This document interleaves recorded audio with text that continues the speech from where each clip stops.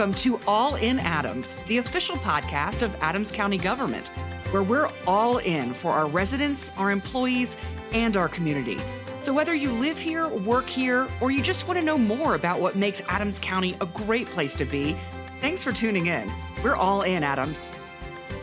Welcome back into another episode. I'm Nikki Kimbleton, the Communications Director at Adams County.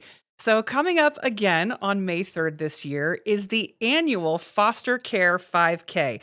It's an event created in part by former County Commissioner Chaz Tedesco, who has a deep passion for foster care, and he just wanted to ensure that there was public awareness and community support for foster families in Adams County.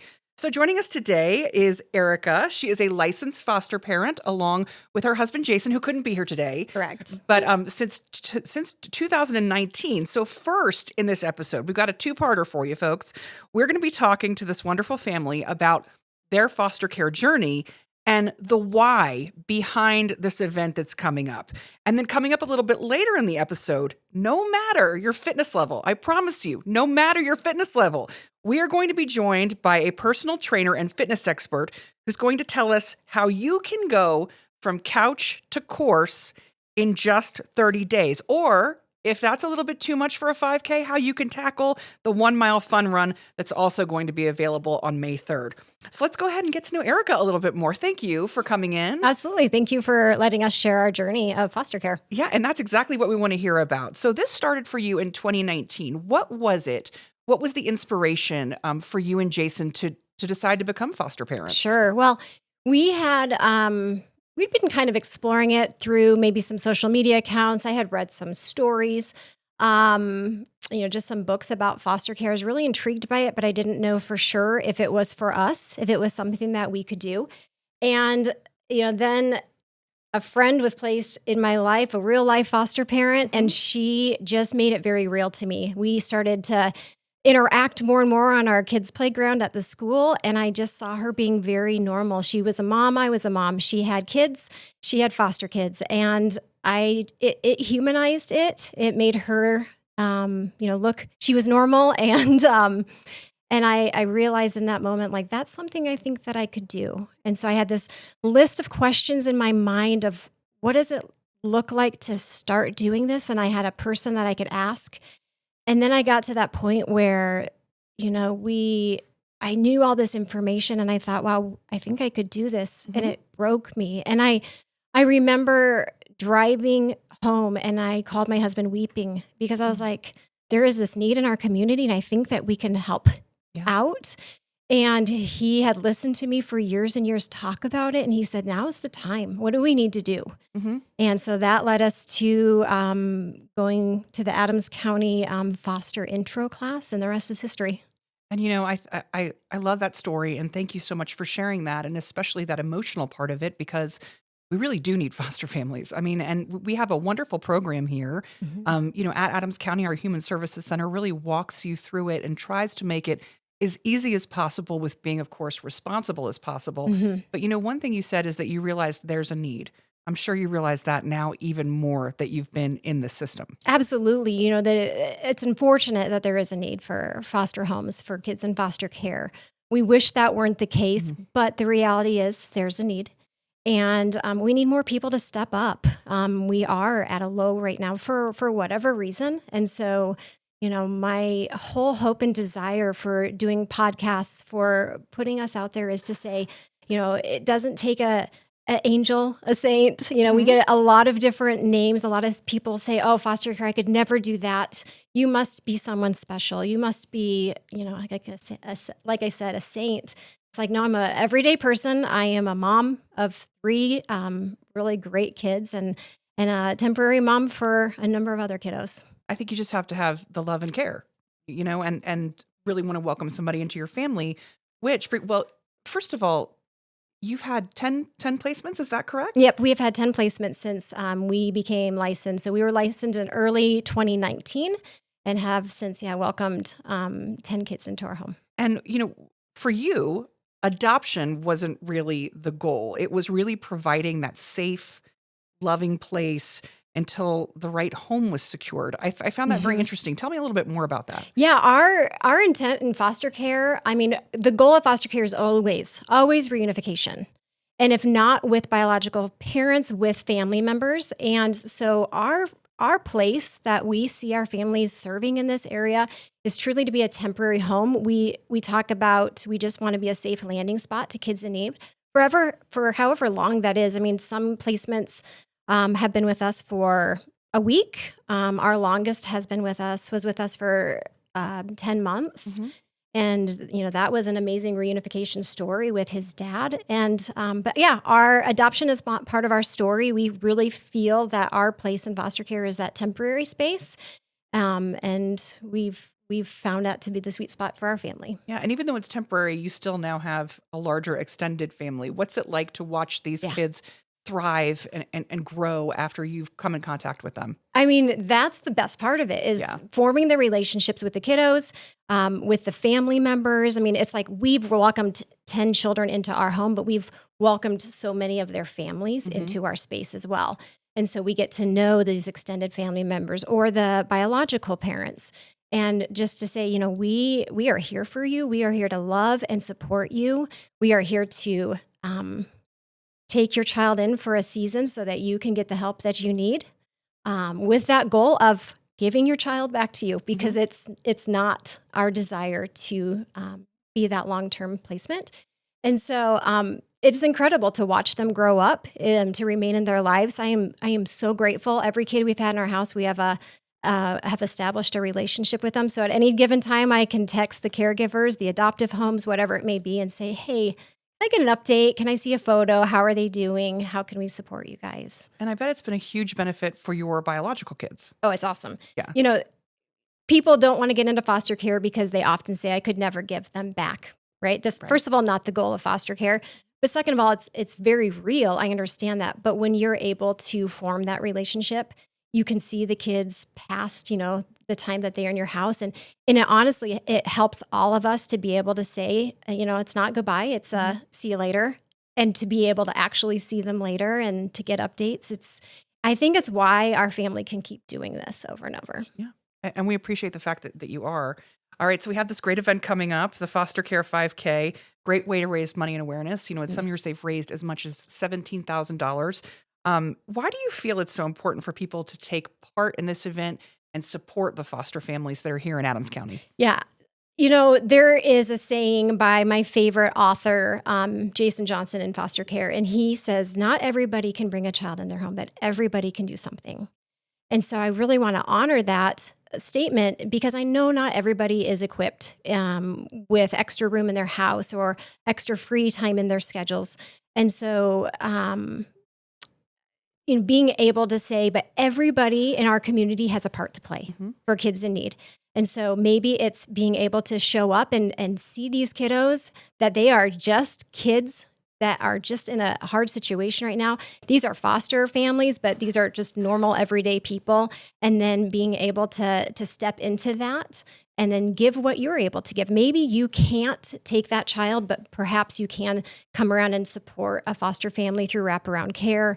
Maybe you are able to donate your time with Foster Source, which is a nonprofit in our area that supports foster families. So there's several ways to get involved. Foster Care 5K is a wonderful way to do that. I could not have segued this better. Thank you, because really everybody can play a part. And that's the thing. We want to talk to you folks that are listening and watching right now. If you'd like to get involved in the foster program, that's fantastic. We're going to have ways you can do that in our show notes. But also, if that is not something you're interested in, here's how you can help. You can get involved in our 5K that's coming up. So the money raised from this event is put into a specific fund that is used only for Adams County foster care. We're going to tell you how to register once again in the show notes. You can go there. You can also go to adcogov.org/fostercare5K. More about the cost to participate is coming up in just a minute. First, though, we're going to be right back with our fitness expert who is going to tell us once again how you can go from couch to 5K in 30 days. And I do promise you it is possible. Now, you may not be running it, you may be like run walking it, but we're going to give you the details. I'm Nikki Kimbleton, the communications director. And thank you so much, Erica, for coming in and give our best to Jason as well. Absolutely. Thank you so much. We are back with personal coach, fitness trainer Noah Trins, talking about how to get you ready for the foster care 5K. It's a great way to raise money for foster care and for care and support and events in Adams County. So Noah, thanks for coming in. We appreciate it. Yeah, happy to be here. All right. So couch to 5K. It's totally possible. Correct. All right. Yes. Totally possible. So, but the first thing that we really need to do is the mindset. Yes. Tell me about that. So a lot of us are under the impression that just because we've never run or we don't work out that we're not a runner or we can't do that.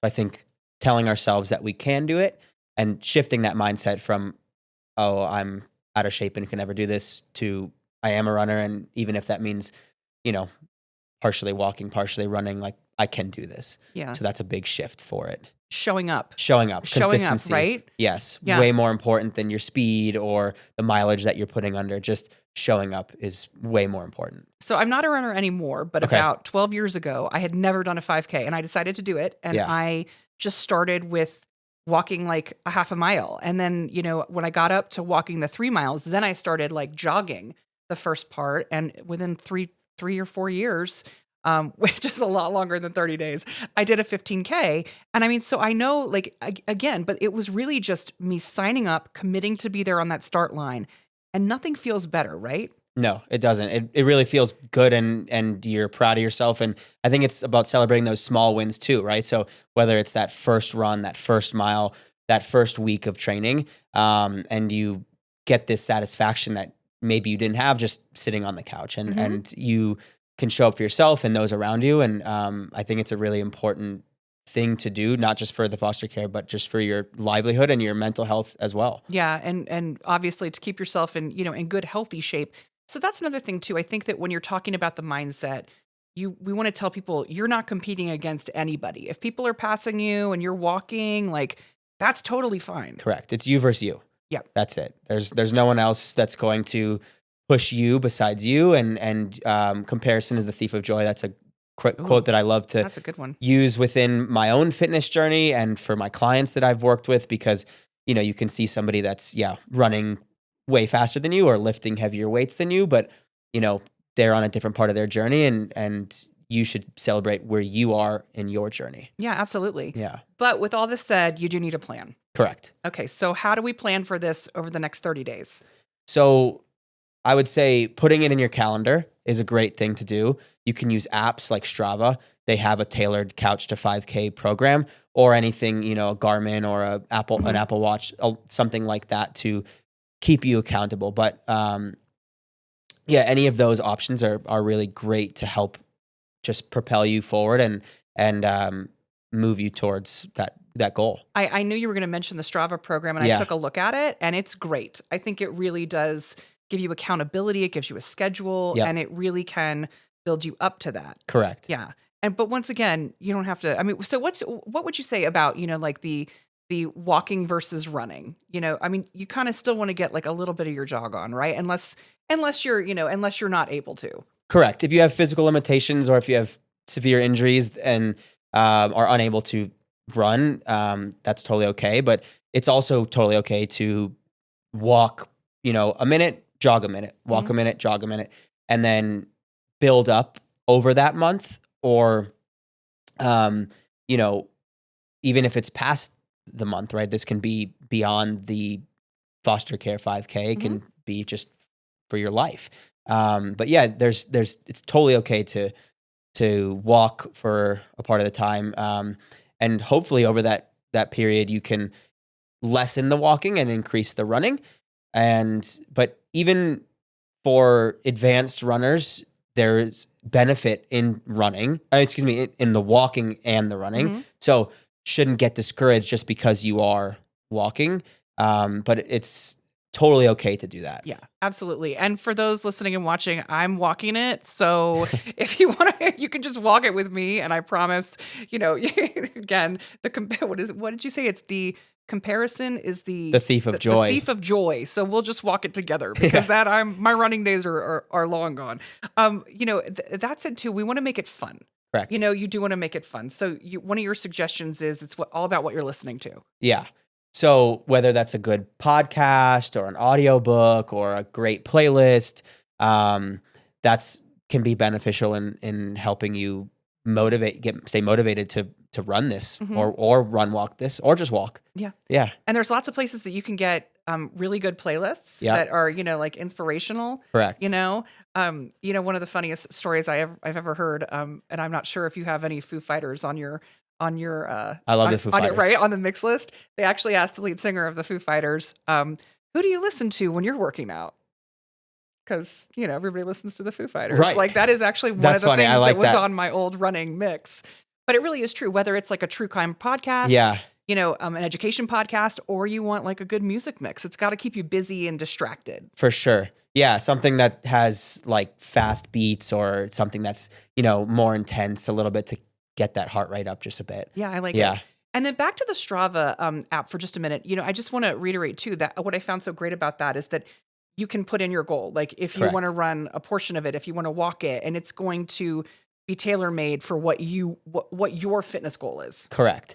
And which is a really great tool. But I also believe just like the ability to be able to walk and run, we shouldn't be so focused on the numbers as opposed to how we're feeling internally, because there's always going to be factors, right? We, get in a fight with our spouse or our partner, or we had a bad day at work, or we, got sick.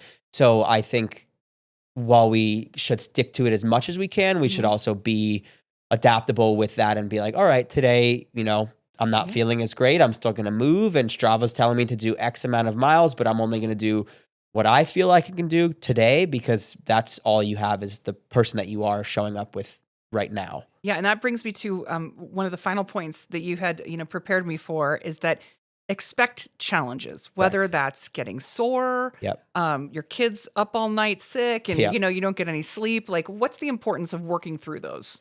That leads us back to that consistency, right? Like being able to have life throw whatever it's going to throw at us and continue to move to our goal. Because again, there's always going to be something. We're never going to have a perfect week, month where we're going to be able to train the way we want to train. So I think it's just taking those like kind of on the chin, but allowing us to flow and mold to the goals that we are hoping to achieve. All right. Thank you, Noah, for coming in, getting us pumped up and ready to take on this 5K. So as I mentioned, we're going to put the links in the show notes. We'll put the link to the Strava app there as well. But in addition to that, you can also go to adcogov.org/fostercare5K to register. So there are several ways to sign up. I'm going to tell you really quickly about the pricing. If you register by April 18th, you are going to get a discount. It's $27.50 for adults. Students, and if you're under the age of 18, it's only $16.90 for you. You can also register up to a family of 5 at the same address. That's going to cost you $48.70. So that's a big discount. And if you are a current foster family, we appreciate you so much. And that family of 5 is only $27.50. We'd love to see you and have you help us to raise money for the much needed support of these amazing families and children in need. Noah Trins, thank you so much for being here. And I'm Nikki Kimbleton, Communications Director for Adams County. That's a wrap for this episode of All in Adams. Thank you for joining us as we explore the people, programs, and the policies that make Adams County a great place to live, work, and thrive. If you enjoyed the show, be sure to subscribe and share with your friends, neighbors, and colleagues. Have a topic you'd like us to cover? Let us know. We're all in for bringing you the stories that matter most. Until next time, take care of each other and stay connected with us on Facebook, Instagram, Nextdoor, and X. We're all in Adams, and we're all in for you.